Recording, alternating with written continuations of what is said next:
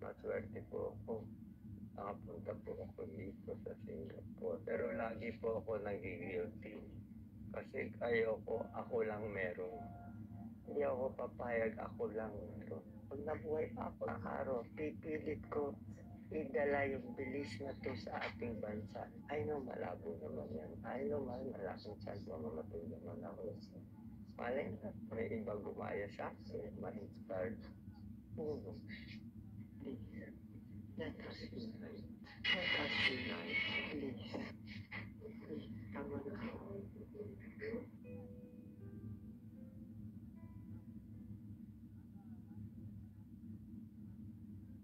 Magandang araw po, kaibigan. Doc Willie po to. Kwento ko lang po sa inyo nangyari ngayon sa akin. Anong araw na ngayon? September 11, Wednesday. September 11, 9 p.m. Kaninang umaga, nabigyan po ako nung isa pang chemotherapy. Ang pangalan po niya ay Avastin. Maganda po siya. Ang trabaho po niya ay pinapaliit niya yung blood supply ng cancer. Yung 16 cm sarcoma na nasa tiyan ko. So parang ginugutom nila yung sarcoma. So ang problema lang, may side effect yung gamot. Kanina nagtae ako. Masakit ang ulo, tiis. Pero ang problema yung fever. Umabot mga 38.5. Pero grabe po yung chills. Yung chills kasi parang katapusan mo na yung chills. 4 na blanket na chills pa rin. Isa din nangyari sa akin, nag-umpisa po ako at 75 kilos. Ngayon ay palagay ko 66 kilos na lang ako. Kasi puro extravascular space of what nasa hita nyo. So kahapon, 4 na litrong tubig na nilabas ko. Ngayon 3 litro. Bawas na malas ko dito. Bawas na malas ko sa tiyan. Maliit na yung bukol. Bawas na yung malas ko sa hita, sa paa. Ngayon, ang malas ko na lang nasa paa at ankle. Ang problema pala, pag tinanggal mo lahat ng manas, tira na lang sa'yo, butot, balat. Kapag butot, balat ka, sobrang lamig. Sobrang lamig.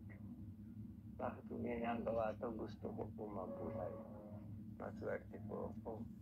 Nakapunta po ako dito sa Singapore. Pero lagi po ako nag-i-guilty. Hindi ako papayag, ako lang meron. Sa tingin ko pa lang sa bilis ng gamutan nila. Ang bilis, speed, ang coordination, ang bilis, grabe. Sa araw, pipilit ko idala yung bilis na to sa ating bansa. Pero hindi daw madali. Hindi daw makukuha ng 1 taon, 5 taon, 10 taon.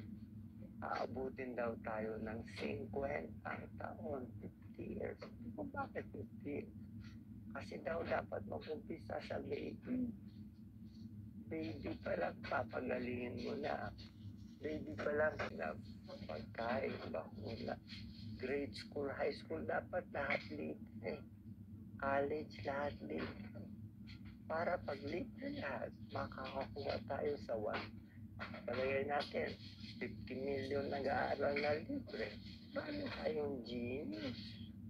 Tapos yung pinakamagaling sa 50 million natin na nag-aaral, papadala ng gobyerno libre. Libre sa Stanford, sa New York. Ibig sabihin yung mga genius nila, papadala dito, papadala doon, libre lahat. Pag libre na sa lahat, pagbalik dito, genius na sila. Ba't sila genius? Kasi nga, bata pa, kompleto nutrition, walang bulat.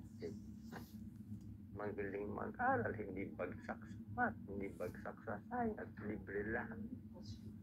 Yan ang ginawa ng Singapore 50 years. Kaya nasasabi mo si Singapore tayo, kalokohan. Pwede tayo mag-Singapore, umpisa tayo sa 0.